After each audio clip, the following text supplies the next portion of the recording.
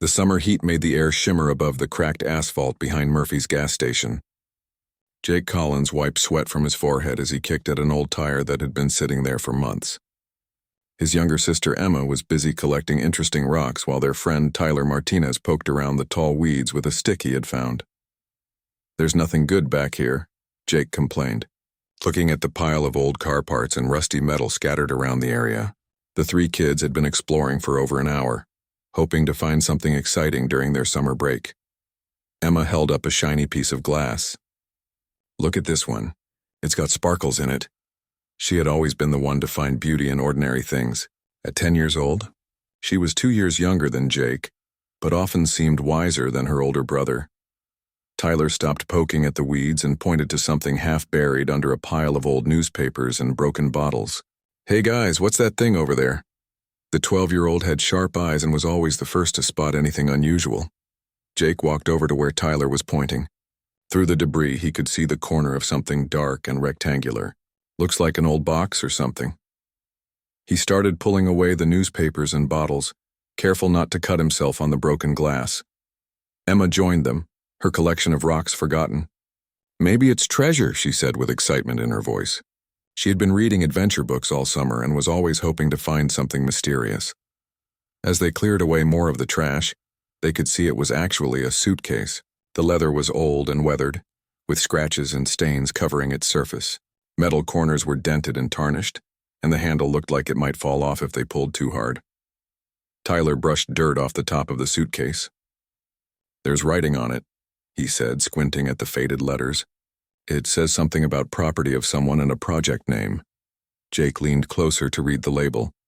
The words were hard to make out because of the fading, but he could see property of Dr. Lisa Harper and below that Project Starfall with what looked like the year 2001. "That's over 20 years ago," Emma said, doing the math in her head. "Before we were even born." The suitcase had 2 latches on the front, both rusty but still working. Jake tried to open them, but they were stuck tight. Tyler found a piece of metal and used it to pry at the latches while Jake held the suitcase steady. "Got it," Tyler said as the first latch popped open with a loud click.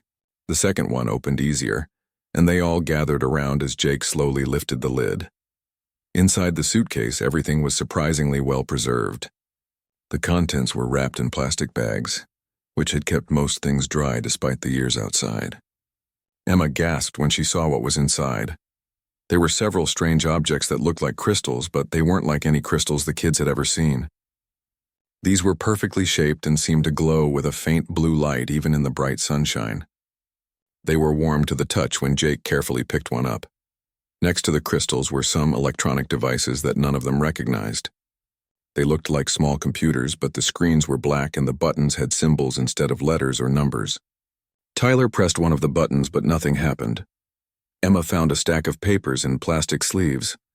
The top page had a photo of a teenage girl with dark hair and serious eyes. Under the photo was a name and some information. "Lisa Harper, age 17, intern researcher," Emma read out loud. Jake discovered several small drives that looked like they might fit into a computer. They were different from the USB drives he knew about, with strange connections and markings he didn't understand. At the bottom of the suitcase were personal items: a diary with a worn leather cover, some jewelry, and a few photos of the same girl with other people in what looked like a laboratory setting. Tyler picked up the diary and opened it carefully. The pages were yellowed but readable. "The last entry is from September 2001, he said, reading the date at the top of the page.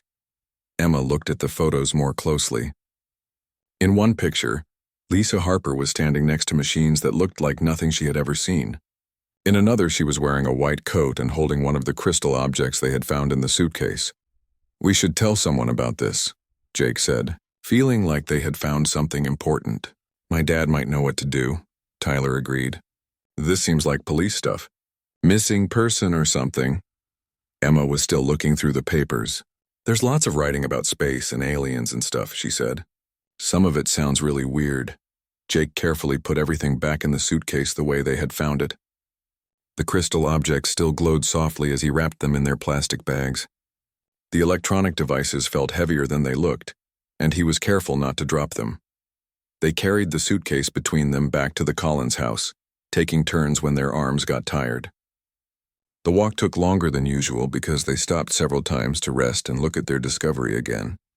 When they reached home, Jake's father, Paul Collins, was in the garage working on his car. He was a detective with the local police department and was used to his kids finding interesting things during their adventures. "What have you three found now?"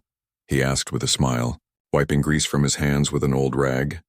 "We found this behind Murphy's gas station," Emma said excitedly. "It has weird stuff inside and it belongs to someone who went missing." Paul looked at the suitcase with more interest when he heard the word missing. As a detective, he had worked on many missing person cases over the years. Jake opened the suitcase again and showed his father the contents. Paul's expression changed when he saw the government markings and the name on the label. "Lisa Harper," he said quietly, recognizing the name immediately. "I remember this case. She disappeared in 2001 when I was still a new officer." Paul picked up one of the crystal objects and examined it carefully. It felt warm and seemed to pulse with light when he held it. "This is definitely something we need to investigate," he said, his detective instincts taking over. The children watched as their father studied each item in the suitcase. They could tell he was thinking hard about what they had found and what it might mean. Paul Collins sat at his desk early Monday morning, the strange suitcase open in front of him. He had spent the weekend thinking about Lisa Harper and the case that had haunted the department for over 20 years. The crystal objects seemed to glow brighter under the fluorescent lights of the police station. He picked up his phone and dialed a number he hadn't used in years. "Agent Santos, this is Detective Collins from Nevada. I know it's been a long time, but I need to talk to you about the Lisa Harper case." Maria Santos had been a junior FBI investigator when Lisa disappeared. Now she was a senior agent specializing in cold cases and unusual disappearances. She had never forgotten the strange circumstances surrounding the teenage genius who had vanished without a trace. "Paul Collins," she said with surprise in her voice. "I haven't heard from you in years. What's this about Lisa Harper? Please don't tell me you found a body." "No, nothing like that," Paul replied. "Some kids found a suitcase with her name on it. The contents are unlike anything I've ever seen. Can you come take a look?" Maria was quiet for a moment. The Harper case had always bothered her because nothing about it made sense. A 17-year-old genius intern disappears from a secure government facility with no signs of struggle, no witnesses, and no trace left behind. "I'll be there tomorrow," she said finally. "Don't let anyone else handle the contents until I arrive." The next day, Maria Santos walked into the Nevada police station carrying a briefcase full of files. She looked older than Paul remembered, with gray streaks in her dark hair and lines around her eyes that spoke of years spent working difficult cases. Paul led her to a secure room where the suitcase was waiting. Maria put on latex gloves before touching anything, her FBI training taking over automatically. "These crystals," she said, picking up one of the glowing objects, "they're not like anything in our evidence database. The energy signature is completely unknown." She examined the electronic devices next, turning them over in her hands and looking for any markings or serial numbers. "These look advanced, but not like any technology from 2001 or even now." Paul watched as Maria photographed each item and took detailed notes. "What was Lisa working on when she disappeared?" he asked. Maria opened her briefcase and pulled out a thick file. "That's the strange part. Her official assignment was basic computer programming for satellite communications, but these items suggest she was involved in something much more complex." She showed Paul photos from the original investigation. Lisa Harper's dormitory room had been neat and organized, with textbooks on advanced physics and computer science. Her professors described her as brilliant but quiet, the kind of student who asked questions that made even the teachers think harder. The government facility where she worked was called Research Station Alpha, Maria continued. It was shut down permanently after her disappearance. All the other staff were transferred to different projects and ordered never to discuss their work there. Paul studied the photos of Lisa's room. Did anyone ever explain why a 17-year-old was working on classified projects? Her IQ was off the charts, Maria replied. She had already completed college-level courses in physics and mathematics while still in high school. The government recruited her as part of a special program for gifted young people. Maria picked up the diary from the suitcase and opened it carefully. Lisa's handwriting was small and neat, with detailed entries about her daily work and thoughts. Most of the early entries were normal teenage concerns mixed with excitement about her research position. "Listen to this entry from August 2001, Maria read aloud. "The project leaders showed me new equipment today that they said came from off-world sources. I'm not sure what they mean by that, but the technology is unlike anything in our textbooks." Paul leaned forward. "Off-world sources. You think that means what I think it means?" Maria continued reading. "The crystals they gave me to study seem to respond to human thoughts. When I concentrate on them, they glow brighter and feel warm. Dr. Murphy says I have a special talent for interfacing with the technology." She flipped through more pages, finding entries that became increasingly strange. Lisa wrote about dreams that felt more like memories, about voices speaking in languages she didn't recognize, and about feeling like someone was watching her even when she was alone. "The last few entries are the most disturbing," Maria said, turning to the final pages of the diary. She talks about them coming and about humanity not being ready for what was going to happen. Paul examined the computer drives while Maria read from the diary. "We need someone who can decrypt these. The equipment at our station isn't advanced enough." Maria nodded. "I know someone who specializes in recovering data from unusual sources. Dr. Elena Rodriguez works with the FBI's cybercrimes unit. If anyone can crack these drives, it's her." She called Dr. Rodriguez from the police station, explaining the situation and the urgent need for data recovery. Elena agreed to fly out immediately, intrigued by the description of the unknown technology. Dr. Rodriguez arrived that evening, carrying several cases of specialized computer equipment. She was a small woman with sharp eyes and quick hands, known throughout the FBI for her ability to extract information from damaged or encrypted storage devices. "These drives are definitely not standard technology," she said after examining them.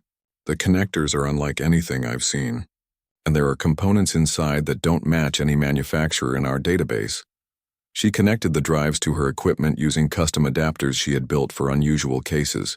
The first drive appeared to be completely empty, but Elena's deeper scans revealed hidden partitions protected by complex encryption. "There's definitely data here," she said, watching streams of code scroll across her screen. "But the encryption is incredibly sophisticated. It's going to take time to break through." While Elena worked on the drives, Paul and Maria continued studying the other contents of the suitcase. They found small devices that looked like communication equipment but with no obvious way to operate them. Maria picked up one of the photos showing Lisa with the research team.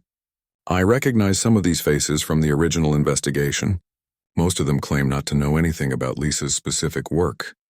People lie to protect classified information," Paul said. "Maybe it's time to talk to them again." Elena looked up from her computer. "I'm getting some partial data recovery. It looks like research notes and what might be video files.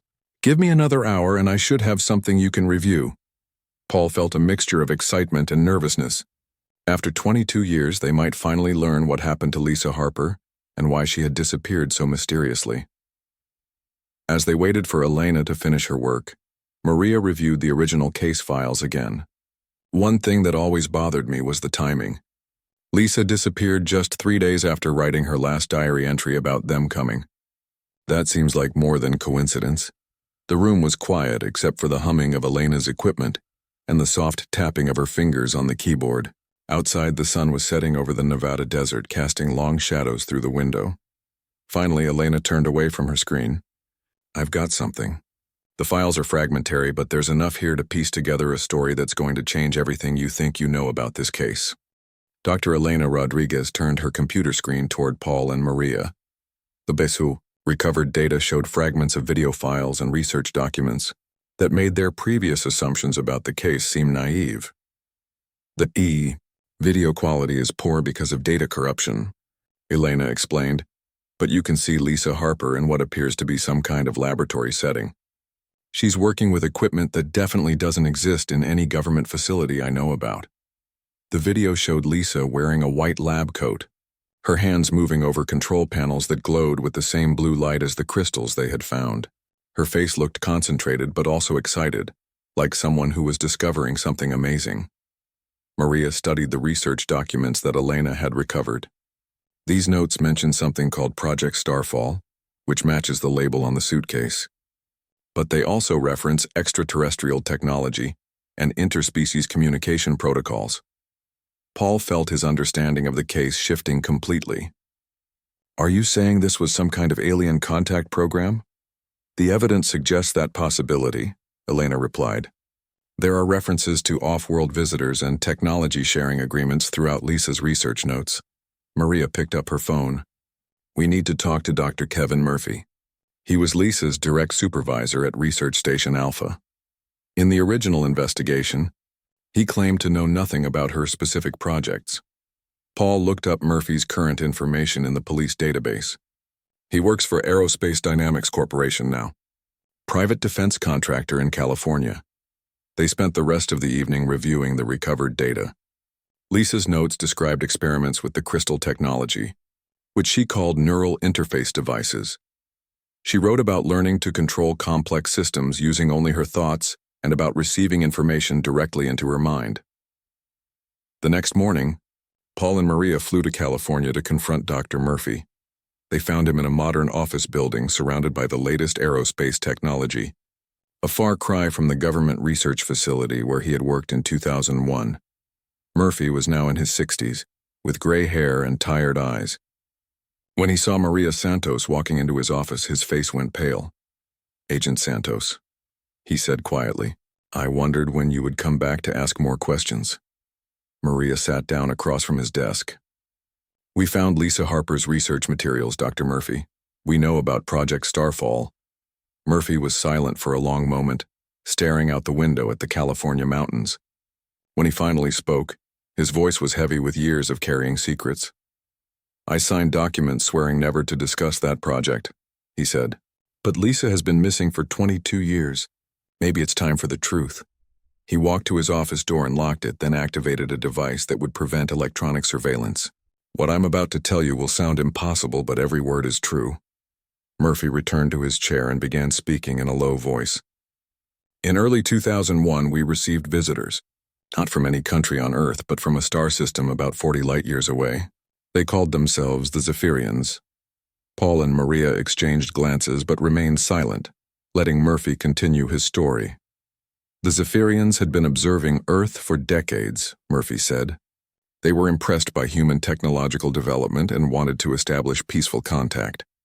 They offered to share some of their knowledge in exchange for the opportunity to study human intelligence and creativity. He explained that Project Starfall was created as a joint research program. The Zephyrians provided advanced technology, including the crystal devices, while human researchers worked to understand and adapt it for Earth use. Lisa was selected because of her exceptional intelligence and her ability to interface with their technology, Murphy continued. Most humans couldn't make the neural connection work, but Lisa could control their devices almost instinctively. Maria leaned forward. Why was a 17-year-old chosen for something so important? The Zephyrians told us that younger minds were more adaptable, Murphy replied. Adults had too many preconceived ideas about how technology should work. Lisa could learn their systems without the mental barriers that limited older researchers. Murphy opened a locked drawer in his desk and pulled out a folder marked with the same Project Starfall logo they had seen on the suitcase. Lisa made incredible progress in just a few months. She was not only using their technology but improving it in ways that surprised even the Zephyrians. The folder contained photos of Lisa working with alien devices, documents describing her research and reports on her growing abilities. In one photo, she was standing next to a tall, slender figure in a metallic suit that clearly wasn't human. The Zephyrians were fascinated by human problem-solving abilities, Murphy said. They had advanced technology, but humans had creativity and adaptability that they found remarkable. Paul studied the photos. So what went wrong? Why did Lisa disappear? Murphy's expression darkened. Lisa discovered that the Zephyrians weren't being completely honest about their intentions. They weren't just studying human intelligence for scientific curiosity. He explained that Lisa had learned to access Zephyrian computer systems using her enhanced neural interface abilities. What she found there changed everything about the project. The Zephyrians were preparing for an invasion, Murphy said. They wanted to understand human psychology and capability so they could defeat Earth's defenses when they returned with a full military force. Maria felt pieces of the puzzle falling into place. Lisa found out about the invasion plan. Not only did she find out about it, Murphy replied, She began sabotaging their systems from the inside. Lisa used her access to their technology to plant viruses in their computers and steal information about their military capabilities. Murphy showed them more documents from the folder. Lisa's final reports described her plan to return to Earth with evidence of the Zephyrian deception and warning information about the coming invasion. The last time I saw Lisa was 3 days before she disappeared, Murphy said. She told me she had hidden backup copies of all the important data in a secure location. She said if anything happened to her, someone would eventually find the information and know what to do with it. Paul realized they had found that hidden information in the suitcase behind the gas station. She hid the suitcase during her last visit to Earth. The Zephyrians discovered what Lisa was doing before she could escape, Murphy continued. They took her back to their ship, but not before she had already transmitted most of their invasion plans to our computers. Maria asked the question they were all thinking. Is Lisa still alive? Murphy looked out the window again. I don't know. The Zephyrians left Earth immediately after taking her. They said they would return when they were ready to proceed with their plans. That was 22 years ago, Paul said. Why haven't they come back? Lisa's sabotage was more effective than we realized at the time, Murphy replied. She had damaged their faster-than-light travel systems and corrupted their invasion planning data. It probably took them years to repair the damage and reorganize their plans. Elena had been silent during most of Murphy's explanation, but now she spoke up. Dr. Murphy, are the crystal devices still transmitting location data? Murphy nodded grimly. That was always the risk of keeping Zephyrian technology on Earth. Every device acts as a potential beacon that could guide them back to us. The room was quiet as they all realized the implications. The children who found the suitcase had unknowingly activated a signal that could bring an alien invasion force directly to Earth. Maria stood up from her chair. We need to contact the highest levels of government immediately. If the Zephyrians are coming back, we need to be ready for them. Murphy shook his head. The people who knew about Project Starfall are mostly dead or retired. The current government doesn't know about any of this. Paul thought about his children and their friend Tyler, who had innocently discovered something that could change the fate of humanity. How much time do we have? If the devices started transmitting when you found them, Murphy said, the Zephyrians could arrive within weeks or months, depending on how far away they are now. Maria was already making plans. We need to gather everyone who worked on the original project. We need to understand their technology and figure out how to defend ourselves. There's something else, Murphy said quietly. Lisa's enhancements weren't just about using their technology. The neural interface process changed her brain in permanent ways. If she's still alive, she's no longer entirely human. Dr. Elena Rodriguez worked through the night in a secure facility that the FBI had quickly established in Nevada. She had recovered more video files from Lisa's hidden drives, and each one revealed more disturbing information about what had really happened in 2001. Paul Collins sat beside Elena, watching grainy footage of Lisa Harper in what was clearly not a human-built laboratory. The walls curved in impossible ways, and the lighting came from sources that had no visible fixtures. This was recorded on the Zephyrian ship, Elena explained, as they watched Lisa moving through corridors that seemed to shift and change around her. She must have found a way to access their recording systems. In the video, Lisa looked different from the teenage girl in the earlier footage. Her movements were more fluid and precise, and her eyes had a strange intensity that made Paul uncomfortable to watch. Maria Santos entered the room carrying coffee and a stack of files. She had been coordinating with government agencies that were scrambling to understand the threat they were facing. The Department of Defense is sending a team, she told them, but they're having trouble believing what we're telling them about alien contact. Elena played another video file. This one showed Lisa in what appeared to be a medical facility. Zephyrian figures in metallic suits were performing procedures on her while she remained conscious and alert. The neural enhancement process, Elena said. According to the data I've recovered, they were expanding her brain's capacity to interface with their technology systems. In the video, Lisa was connected to machines by thin cables that seemed to plug directly into her skull. Her face showed concentration rather than pain, and occasionally she would nod as if responding to voices only she could hear. Paul watched his daughter Emma and son Jake playing outside through the window. The idea that aliens had been experimenting on a girl not much older than his own children made him feel sick. "There's more," Elena said, switching to another file. This appears to be Lisa's own personal log, recorded after the enhancement procedures. Lisa's face appeared on the screen, but she looked subtly different. Her eyes moved more quickly, as if she was processing information faster than normal humans could. When she spoke, her voice had an odd quality, like she was thinking several thoughts at once. "Day 47 on the Zephyrian research vessel," Lisa said to the camera. "The neural enhancements are working better than they expected.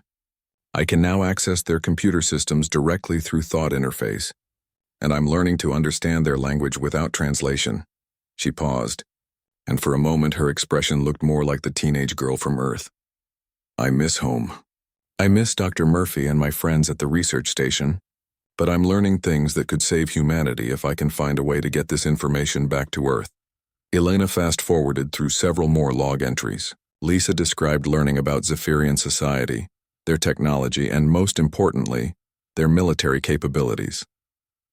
"The Zephyrians aren't evil," Lisa explained in one entry, "but they see humans as a potential threat to their galactic expansion. They believe that human creativity and adaptability could eventually challenge their dominance, so they want to control or eliminate us before we develop interstellar travel." Maria leaned closer to the screen. She figured out their real plan. In another video log, Lisa looked directly into the camera with fierce determination. "I've been pretending to cooperate while secretly documenting everything I can about their weaknesses. Their faster-than-light drive systems have a critical flaw that I think I can exploit." Elena paused the video. The technical data she gathered is incredibly detailed. She learned things about their technology that even their own engineers didn't fully understand. Paul studied Lisa's face in the frozen image. How was a 17-year-old able to outsmart an advanced alien civilization? "That's what makes this so remarkable," Elena replied. "The Zephyrians enhanced her intelligence, but they didn't account for human nature. They gave her the tools to understand their systems, but they couldn't predict how she would use that knowledge." Elena played more of Lisa's logs. In these entries, Lisa described her growing plan to sabotage the Zephyrian invasion force from within. "I've identified the central control nodes for their fleet communication system," Lisa explained to the camera. "If I can introduce the right kind of virus into their network, I can disrupt their coordination and maybe even disable their weapon systems." The next video showed Lisa working at a Zephyrian computer terminal, her enhanced abilities allowing her to navigate their systems with incredible speed. Her fingers moved over controls that changed shape and configuration as she worked. "The beautiful thing about being human," Lisa said in another log entry, "is that we don't just solve problems the way we're taught to solve them. We find new ways, unexpected ways, creative ways that no one else would think of." Elena switched to a file that showed Lisa in what appeared to be a storage area of the ship. She was carefully copying data onto small devices while Zephyrian guards were visible in the background, unaware of what she was doing. "She was planning her escape," Maria observed, "and preparing to bring evidence back to Earth." In one of the final video logs, Lisa looked tired but determined. "I've successfully planted viruses in 17 different Zephyrian ship systems. Their invasion timeline has already been delayed by months because of equipment failures they can't explain." She held up one of the crystal devices they had found in the suitcase. "I've modified these neural interface crystals to contain all the technical data about Zephyrian weaknesses. If something happens to me, these devices will preserve the information until someone on Earth can access it." Paul realized that the crystal objects his children had found were not just alien technology, but weapons that Lisa had designed to help humanity defend itself. "There's one more file," Elena said quietly. "It's the last thing Lisa recorded before she was discovered." Lisa appeared on screen looking frightened for the first time in any of the videos. "They know what I've been doing. The Zephyrians have figured out that their system failures aren't accidents. They're coming for me now." She looked directly into the camera with desperate urgency. "If anyone finds this recording, you need to know that the Zephyrians will return to Earth.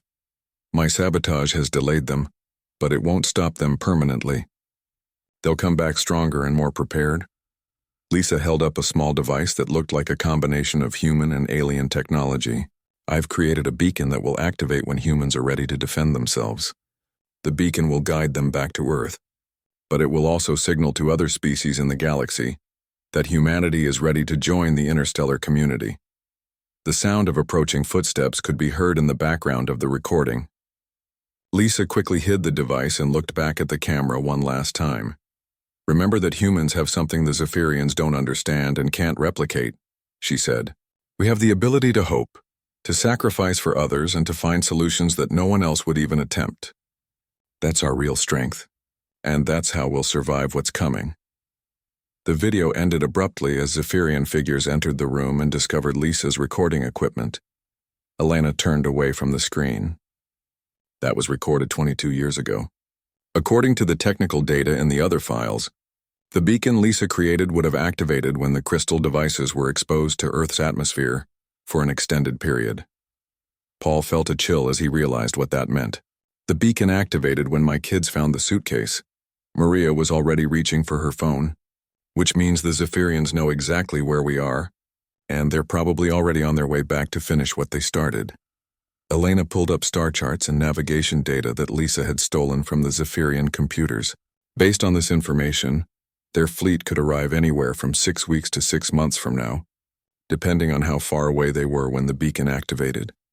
Paul thought about Lisa Harper, a teenage girl who had spent over 20 years as a prisoner on an alien ship, using her enhanced abilities to protect a planet that probably thought she was dead. "The question now," Maria said, "is whether Lisa is still alive, and if so, whether she's still on our side after all these years." Deep in the Zephyrian fleet, millions of miles from Earth, Lisa Harper had spent 22 years becoming something more and less than human. The neural enhancements that had started as a way to interface with alien technology had evolved into abilities that even the Zephyrians hadn't expected. In her small quarters aboard the research vessel, Lisa sat in meditation. Her consciousness expanded far beyond the physical space around her.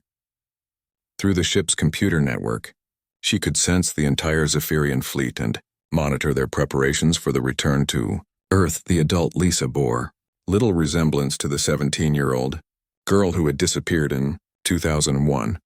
Her hair had turned silver from the neural stress of the enhancements, and her eyes held depths of knowledge that no human mind was meant to contain.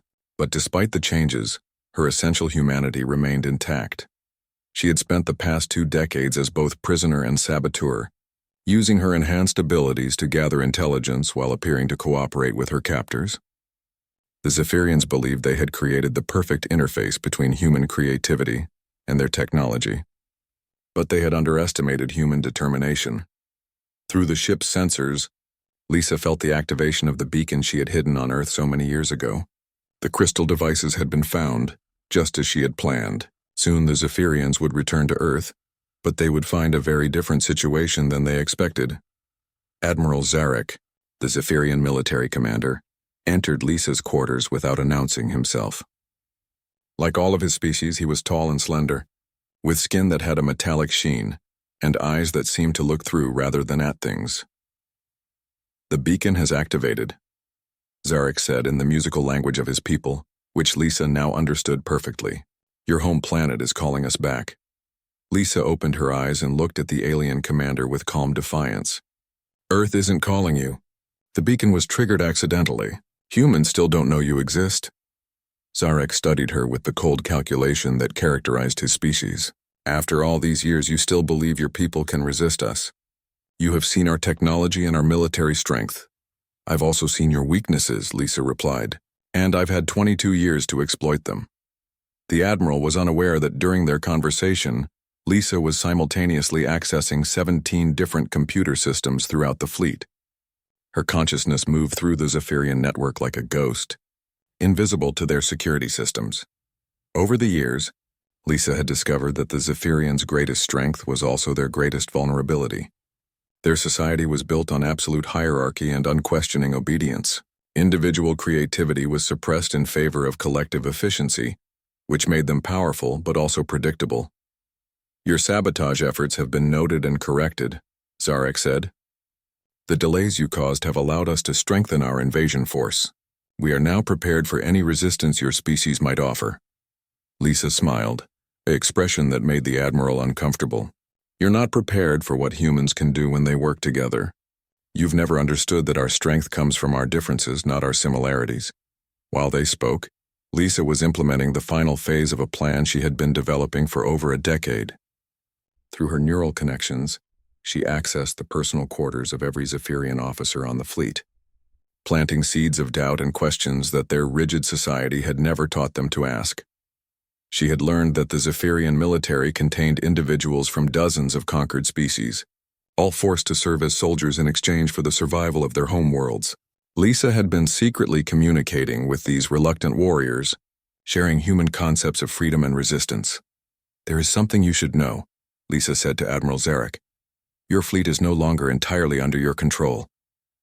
Before the Admiral could respond, alarms began sounding throughout the ship. Emergency lights flashed as computer systems reported malfunctions in critical areas of the vessel. "What have you done?" Zarek demanded, but Lisa was no longer paying attention to him.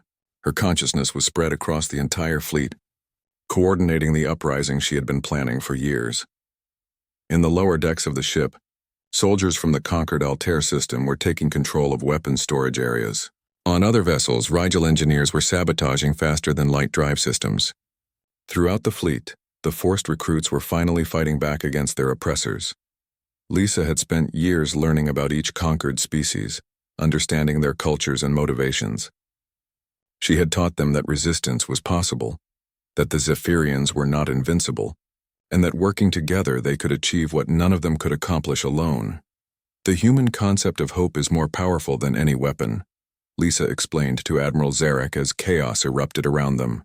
"I've shared that concept with every species in your fleet." Through the ship's communication system, Lisa broadcast a message in dozens of languages to all the forced recruits throughout the fleet. "Today we stop being victims and start being free. Remember your home worlds and fight for the right to see them again." The uprising spread faster than the Zephyrian command structure could respond. Years of resentment and suppressed anger exploded into coordinated rebellion as species that had never worked together united against their common oppressors. Lisa stood up from her meditation position, and Admiral Zarek saw that her eyes now glowed with the same blue light as the crystal devices. The neural enhancements had reached a level that the Zephyrians had never intended or anticipated. "You cannot control the fleet from here," Zarek said, reaching for a weapon. "You are one individual against an army."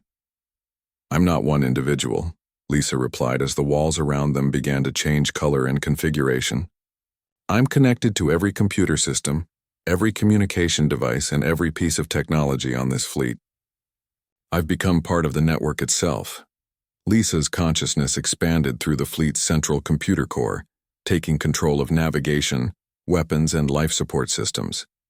She began redirecting ships away from Earth and toward the Zephyrian home system, where the ruling council would be forced to face the consequences of their imperial ambitions. "Your invasion of Earth ends now," Lisa announced through every speaker on every ship. "But this is just the beginning of something larger. The age of Zephyrian dominance in this galaxy is over." Admiral Zarek fired his weapon at Lisa, but the energy beam passed harmlessly through her. The neural enhancements had progressed to the point where she existed as much in the computer network as in her physical body. "You're too late," Lisa said as Zarek's weapon fell from his hand. "I've already transmitted the location of every Zephyrian military installation to the resistance networks of 47 different species. Your empire is about to face rebellion on every front." Through the ship's external sensors, Lisa could see other vessels in the fleet changing course as the liberated crews took control. Some ships were heading back to their home systems to begin the process of rebuilding. Others were forming a new alliance dedicated to preventing any single species from dominating the galaxy again. "And Earth?" Zarek asked weakly. Lisa turned her glowing eyes toward the distant blue planet that she had never stopped thinking about during her long captivity. "Earth will be ready when other species come calling. But they'll come as friends and equals, not as conquerors." She accessed the ship's long-range communication system and began transmitting a message toward Earth. The signal would take time to reach its destination, but it would carry information that would prepare humanity for its entry into the larger galactic community. "My name is Lisa Harper," the message began. 22 years ago, I was taken from Earth to help prepare for an alien invasion. Instead, I helped stop it. This is my gift to humanity, the knowledge you'll need to take your place among the stars." The message contained detailed information about faster-than-light travel, energy manipulation, and the political structure of the galaxy. But more importantly, it carried a warning about the challenges that awaited any species that tried to expand into space without wisdom and restraint. As the Zephyrian fleet scattered across the galaxy, beginning new chapters in the histories of dozens of worlds, Lisa Harper finally allowed herself to rest. Her long mission was nearly complete, but the most important part still lay ahead. Dr. Elena Rodriguez stared at her computer screen in the Nevada facility, watching data streams that made her hands tremble. The crystal devices that Jake, Emma, and Tyler had found were not just transmitting location signals to the Zephyrian fleet. They were also receiving incoming communications from deep space. "Agent Santos," Elena called urgently. "You need to see this immediately." Maria Santos rushed to Elena's workstation, followed by Paul Collins and the team of government scientists who had been assembled to study the alien technology. "The crystals are picking up multiple transmission sources," Elena explained, pointing to the scrolling data on her screen. "But they're not all Zephyrian. There are at least 6 different signal types coming from various locations in space." Paul looked at the display, trying to understand what the patterns meant. "Are you saying there's more than one alien fleet heading toward Earth?" Elena adjusted her equipment to better analyze the incoming signals. "Some of these transmissions appear to be friendly. They're using mathematical sequences and harmonic patterns that suggest peaceful intentions." Maria studied the data with growing concern. "And the others?" "The others are definitely military communications," Elena replied. "Fleet coordination, tactical planning, and what looks like targeting information for Earth's major cities." Dr. Kevin Murphy had arrived from California that morning, bringing with him other survivors from the original Project Starfall team. He examined Elena's readings with the experience of someone who had worked with Zephyrian technology before. "This pattern here," Murphy said, pointing to one of the signal sources. "This matches the Zephyrian command frequency we monitored in 2001. But it's much weaker than it should be for a full invasion fleet." General Patricia Wells, the military liaison assigned to the crisis, leaned over the display. "How long before these ships reach Earth?" Elena ran calculations based on the signal strength and frequency patterns. "The closest signals suggest arrival within 6 to 8 weeks. The others could take anywhere from 3 to 6 months. The room fell silent as everyone absorbed the implications. After 22 years, the situation that Lisa Harper had tried to prevent was finally coming to pass. "There's something else," Elena continued.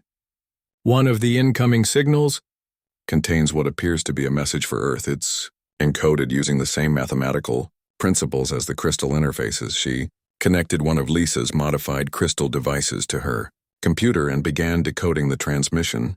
The crystal glowed brighter as it processed the incoming data, and slowly a message began to appear on the screen. "My name is Lisa Harper," the message read. "If you are receiving this transmission, it means the beacon has been activated and various species are responding to Earth's signal. Some come as friends, others as enemies. Humanity must prepare for both." Paul felt a surge of emotion reading words from the teenage girl who had been missing for over half his lifetime. "She's alive." The message continued with detailed technical information about the approaching fleets, their capabilities, and their intentions. Lisa had somehow gained access to galactic communication networks and was providing real-time intelligence about the situation developing around Earth. "The Zephyrian invasion force has been reduced by internal rebellion," the message explained. "Many of their ships have been captured or destroyed by liberated species. However, Admiral Zarek's core fleet remains hostile and is approximately 6 weeks from Earth." Maria read further into the message. She's identified 3 other species that are sending ships to Earth. 2 appear to be friendly contact missions, but the third is described as opportunistic raiders who may attempt conquest if they perceive weakness. General Wells was taking notes on military capabilities and defense recommendations that Lisa had included in her transmission. She's provided tactical analyses of alien weapons and shield technologies. This intelligence could be the difference between victory and defeat. Elena discovered that the message contained multiple data packets, each one revealing more information as the crystal devices processed them. "There are technical specifications for defensive technologies that we could build using Earth materials and manufacturing techniques." Dr. Murphy examined the technical data with amazement. Lisa has somehow figured out how to adapt alien technologies for human use. These designs show energy shields, particle beam weapons, and faster-than-light communication systems that we could actually construct. How much time do we need to build these defenses? General Wells asked. Murphy studied the complexity of the plans.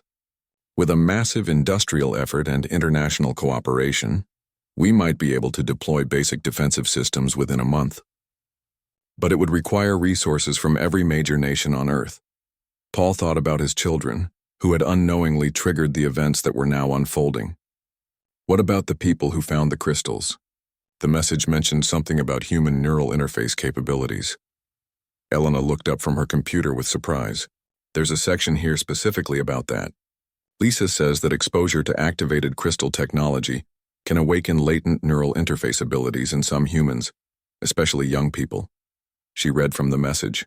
The children who found the beacon devices may have developed enhanced cognitive abilities. These individuals could be crucial for operating the defensive technologies described in this transmission. Maria realized what this meant. Jake, Emma, and Tyler might be able to use the alien technology directly. Paul felt protective instincts warring with the recognition that his children might be humanity's best hope for survival. What kind of abilities are we talking about? Enhanced pattern recognition, intuitive understanding of complex systems, and direct neural interface with crystal-based technology. Elena read from Lisa's message. These abilities typically manifest gradually over several weeks following initial exposure. General Wells was already making plans. We need to test these children immediately and begin training them to use the defensive systems. Every day we delay gives our enemies more time to prepare. There's more, Elena said, continuing to decode the transmission. Lisa has included detailed information about galactic politics and the alliances that exist between different species. She's basically giving us a roadmap for navigating interstellar diplomacy. The message revealed that the galaxy was divided into several major powers, with the Zephyrians being just one of many species that had attempted galactic domination. Lisa's rebellion had apparently sparked a larger movement toward democratic cooperation between species. Some of the ships approaching Earth are carrying representatives of this new galactic alliance, Elena explained. They want to offer membership to humanity, but only if we can prove we're capable of defending ourselves and contributing to galactic security. Murphy looked at the technical specifications again. It's like a test. We have to show that we can build these defenses and repel the hostile fleets before the friendly species will consider us as equals. Paul studied his daughter Emma through the window as she played. Outside with her brother and Tyler, the three children were laughing and running around, completely unaware that they might hold the key to humanity's survival. We need to bring them in for testing, he said reluctantly, but we also need to keep them safe. If word gets out about their abilities, they could become targets. Elena finished decoding the final section of Lisa's message. There's one last part here. Lisa says she's found a way to return to Earth, but she'll need the beacon crystals to guide her ship through the Zephyrian blockade. General Wells looked at the crystal devices with new understanding. So these aren't just communication devices and defensive tools. They're also a rescue beacon for the woman who's been fighting to save us for over 20 years. Maria stood up from the workstation. Then we better make sure we're ready for her when she arrives. Because based on this intelligence, Lisa Harper might be the only person who really understands what we're up against. The team looked at the displays showing multiple alien fleets converging on Earth. In 6 weeks, humanity would face its greatest challenge, but they would not face it alone or unprepared. Thanks to a teenage girl who had never stopped fighting for home, they had warning, weapons, and most importantly, hope. Within 72 hours of receiving Lisa Harper's transmission, every major government on Earth had mobilized for what military leaders were calling the most important project in human history. The Nevada facility had grown from a small FBI operation to a massive international command center. Jake, Emma, and Tyler sat nervously in a medical testing room, surrounded by equipment that looked like something from a science fiction movie. Dr. Rachel Kim, a neurologist brought in from Johns Hopkins, was conducting tests to measure their developing neural interface abilities. Try to focus on the crystal and imagine it getting brighter, Dr. Kim instructed Emma, who was holding one of the modified devices that Lisa had created. Emma closed her eyes and concentrated. The crystal immediately began glowing with brilliant blue light, pulsing in rhythm with her heartbeat. The monitoring equipment showed neural activity patterns that were unlike anything in medical literature. Remarkable, Dr. Kim murmured, taking notes. Her brain is forming new neural pathways in real time. The crystal technology is actually enhancing her cognitive development. In the next room, Jake was working with engineering teams to understand the defensive technology designs from Lisa's transmission. Despite being only 12 years old, he seemed to intuitively grasp concepts that had taken alien engineers centuries to develop. This power coupling here, Jake said, pointing to a diagram on the computer screen. It's backwards. If you reverse the polarity and add a feedback loop, the energy output increases by 40%. The lead engineer, Dr. Brian Chen, checked Jake's suggestion against the mathematical models. He's right. This modification would make the shield generators 20 times more efficient than the original design. Tyler was demonstrating his ability to decode alien communication patterns. The symbols and mathematical sequences that had puzzled experts for weeks were becoming clear to him after only minutes of exposure. It's like a language that thinks in music, Tyler explained to the linguists who were recording his sessions. Each symbol has a harmonic frequency, and when you put them together, they create patterns that carry meaning. General Wells coordinated the global defense effort from the main command center, where displays showed construction progress at sites around the world. Manufacturing facilities in China, Germany, and the United States were working around the clock to build the components for Earth's first interstellar defense network. Japan has completed their first shield generator, reported Colonel Martinez, the operations coordinator. Initial tests show it can protect an area roughly the size of Tokyo. How many more do we need for global coverage? General Wells asked. According to Lisa's specifications, we need at least 50 generators positioned at strategic points around the planet, replied Dr. Murphy, who was serving as the chief technical advisor. At current production rates, we'll have basic coverage in 4 weeks. The international cooperation required for the project was unprecedented in human history. Nations that had been enemies for decades were sharing technology and resources freely, united by the common threat from space. President Chen of China spoke with President Johnson of the United States via secure video link. Our manufacturing capabilities are at maximum capacity, President Chen reported. We're producing shield generator components faster than any single nation could manage alone. The European Union has contributed their most advanced computer systems, President Johnson replied. And Russia is providing rare earth minerals that are essential for the crystal interface arrays. Dr. Elena Rodriguez had established communication protocols with the approaching friendly alien vessels using Lisa's technical specifications. The first response had arrived that morning, and the translation team was working to decode it. The message is from a species called the Altarians, Elena announced to the command staff. They're offering technical assistance and medical supplies. They want to establish a formal first contact protocol when they arrive. Maria Santos was coordinating intelligence gathering about the hostile fleets. We've identified Admiral Zarek's remaining forces, 12 ships heavily armed with technology that could devastate our major cities if we're not prepared. What about the Raider fleet Lisa mentioned? Asked General Wells. Still tracking them. They appear to be hanging back, waiting to see how the initial confrontations develop, Maria replied. They're opportunists. If we show strength, they'll likely retreat. If we show weakness, they'll attack. The children had become central to the defense effort in ways their parents had never imagined. Paul Collins watched his son Jake working with adult engineers to solve problems that had stumped teams of experts. It's like the crystal exposure unlocked parts of their brains that humans don't normally use. Dr. Kim explained to Paul, they're not just smart. They're thinking in fundamentally different ways. Emma was working with Dr. Rodriguez to establish communication with Lisa Harper's ship, which was somewhere in space between the various fleets converging on Earth. Lisa, this is Emma Collins on Earth. Emma spoke into the crystal communication array. We found your suitcase and we're building the defenses. Can you hear us? The response came through clearly, transmitted across millions of miles of space. Emma, this is Lisa Harper. I can hear you perfectly. You and your friends have done something amazing by finding the beacon. Emma's face lit up with excitement. Are you really coming home? I'm trying to, Lisa's voice replied through the crystals. But I have to get past Zarek's fleet first. I'm bringing some friends with me who want to help Earth. Tyler joined the conversation, his enhanced abilities allowing him to understand the technical aspects of Lisa's transmission. What kind of friends? Survivors from the species that Zarek conquered over the years, Lisa explained. They've been fighting the Zephyrians for decades. Now they want to help Earth become strong enough to defend itself and others. Jake looked at the defensive systems displays. Will our shields be strong enough? If you build them correctly, yes, Lisa replied. But the real strength will come from working together. That's something the Zephyrians never learned, and it's why they'll lose. Dr. Murphy joined the conversation. Lisa, this is Kevin Murphy. I'm sorry we couldn't protect you all those years ago. There was a pause before Lisa responded. Dr. Murphy, you gave me the knowledge and courage to do what was necessary. Everything that happened led to this moment.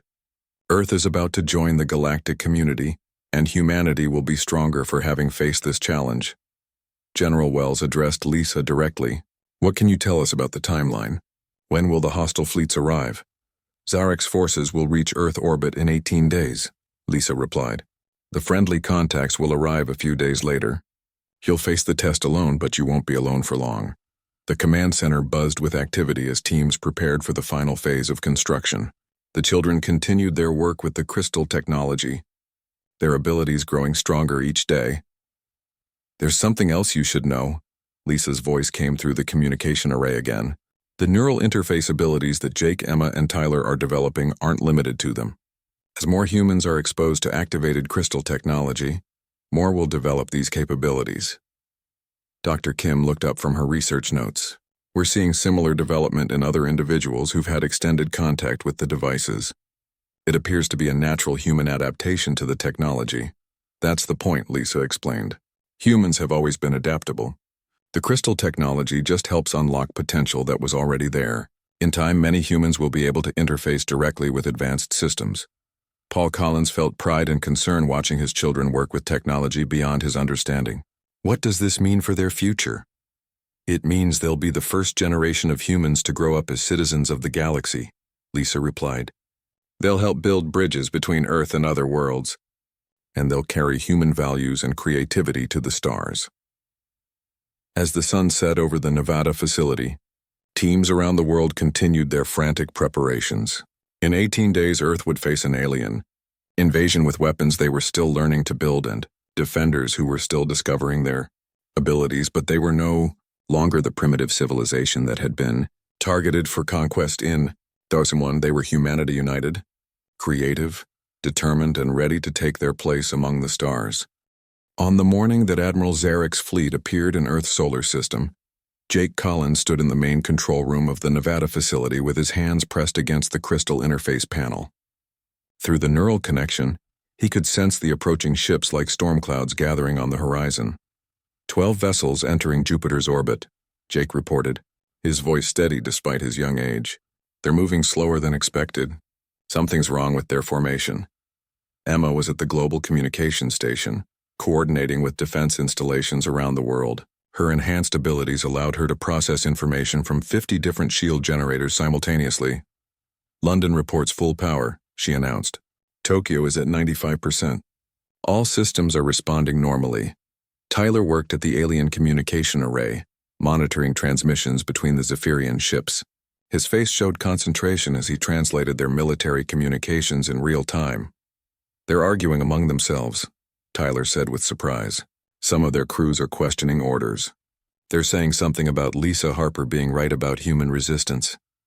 General Wells coordinated the global defense from her command position. Every major military installation on Earth was connected to the crystal-based communication network, allowing instant coordination across the planet. All stations report ready, General Wells announced. We have complete shield coverage over populated areas and weapon systems are online. Admiral Zarek's voice suddenly filled the command center, transmitted through the crystal communication array. His words were automatically translated by Tyler's interface abilities. People of Earth, Zarek said, his tone carrying the authority of someone accustomed to absolute obedience. You possess stolen Zephyrian technology. Surrender these devices and submit to Zephyrian authority, and your planet will be spared. Before anyone else could respond, Emma stepped forward to the communication panel. This is Earth to Admiral Zarek. Our technology wasn't stolen. It was given to us by humans you held prisoner for 22 years. There was a moment of silence before Zarek replied. The human Lisa Harper was a research subject, not a prisoner. She agreed to participate in our studies. She was 17 years old, Jake said, joining his sister at the communication station. On Earth, that makes her a child. Adults who take children without permission are called kidnappers. Tyler added his voice to the conversation. We know about the other species you conquered. We know about the forced recruitment and the planned invasion. Lisa Harper told us everything. Admiral Zarek's response carried anger and frustration. Lisa Harper has filled your minds with lies and rebellion. She has corrupted our crews and destroyed our rightful authority. She taught them to think for themselves, Emma replied simply. That's not corruption. That's freedom. Dr. Elena Rodriguez monitored the approaching fleet from her sensor station. They're maintaining distance but moving into attack formation. 6 ships are targeting major cities. Paul Collins watched his children facing down an alien invasion force with calm determination. The neural interface abilities they had developed were allowing them to process information and respond to threats faster than any adult could manage. Admiral Zarek, Jake said into the communication array, we don't want to fight you, but we won't surrender our freedom or let you hurt people on our planet. You have no choice, Zarek replied. Your primitive weapons cannot harm our ships. Tyler smiled as he monitored the alien communications. He doesn't know about the modifications Lisa made to our defensive systems. Emma activated the shield generators around Earth's major population centers. The energy barriers sprang to life, creating visible domes of blue light that could be seen from space. Those shields will not protect you from our full weapons, Zarek announced. Maybe not, Jake replied. But they'll protect us long enough. Long enough for what? Zarek demanded. Long enough for this? Said a new voice over the communication system. Lisa, Harper's voice filled the command center, as her ship dropped out of faster than light, traveled directly behind the Zephyrian fleet. But she wasn't alone. Dozens of other vessels appeared alongside her, representing the liberated species that had joined her rebellion. Hello, Admiral, Lisa said, her voice carrying 22 years of determination. I've brought some friends to ensure this conversation remains peaceful. Jake felt a surge of excitement through his neural interface as he sensed the arriving fleet. Emma, Tyler, can you feel that? There are hundreds of different minds out there all working together. Emma nodded, her enhanced abilities allowing her to perceive the coordination between the various alien species. They're not all the same, but they're all fighting for the same thing. Tyler translated communications between Lisa's allies. They're from 12 different star systems. Some of them were conquered by the Zephyrians decades ago. Admiral Zarek found himself surrounded by ships representing every species his empire had oppressed. The hunters had become the hunted, and his position was no longer one of strength. This is mutiny, Zarek announced. These beings are subjects of the Zephyrian Empire. Not anymore, Lisa replied. They're free citizens of the New Galactic Alliance, and Earth has just become our newest member. Dr. Rodriguez detected new arrivals at the edge of the solar system, more ships appearing. These match the friendly contact signatures from Lisa's intelligence reports. The Altarian diplomatic vessels arrived precisely on schedule, along with representatives from 2 other species interested in peaceful relations with humanity. The solar system had become a gathering place for the most significant diplomatic event in galactic history. Admiral Zarek, Lisa continued, you have a choice. You can withdraw your forces and return to Zephyrian space, or you can face the combined fleets of 15 different species that have all experienced your empire's version of peace. Emma stepped forward again. We're offering you the same choice we want for everyone. You can be part of something bigger than yourself, or you can go home and leave us alone. Jake added, but you can't hurt people anymore. The time when strong species could bully weaker ones is over. Tyler monitored the internal communications within Zarek's fleet. Half his ships are requesting permission to join the Alliance. Their crews are refusing orders to attack Earth. Admiral Zarek realized that his position was hopeless. The empire he had served his entire life was crumbling around him, and the human children he was speaking with represented everything he had been taught to fear and suppress. You cannot understand the consequences of what you are doing, Zarek said finally. Without strong leadership, the galaxy will fall into chaos. Maybe, Lisa replied.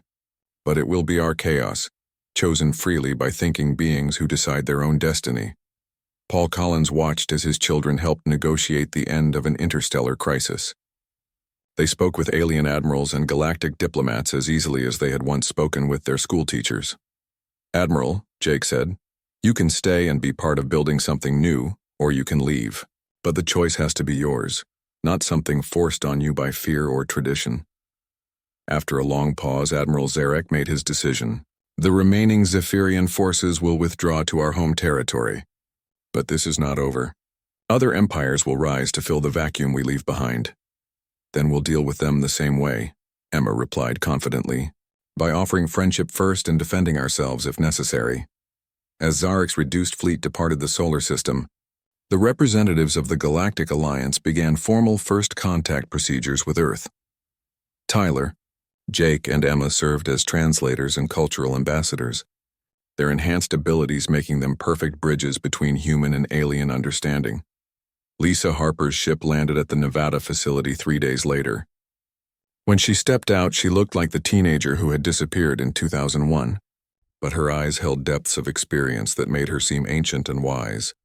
She hugged Dr. Murphy, shook hands with General Wells and Agent Santos, and knelt down to speak with the 3 children who had found her hidden message and changed the course of galactic history.